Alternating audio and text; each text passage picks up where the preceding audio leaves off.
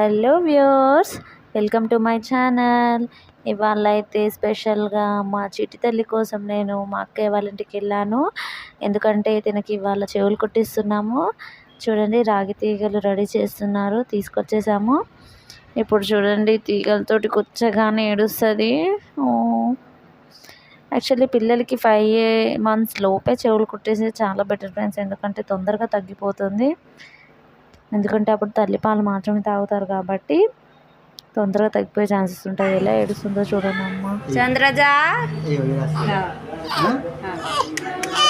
నా పెద్ద పాప కంటే నా చిన్న పాప అనే చాలా ఏడుస్తుంది అనుకున్నాను, కానీ ఇదే తక్కువగా ఏడ్చింది. అదైతే కళ్ళకు నీళ్ళు వచ్చేలాగా ఏడ్చేసింది. ఇదైతే తక్కువ ఏడ్చింది, కూర్చే వరకు ఏడ్చింది. తర్వాత ఇంటికి వెళ్ళిన తర్వాత అసలే ఏడవలేదు.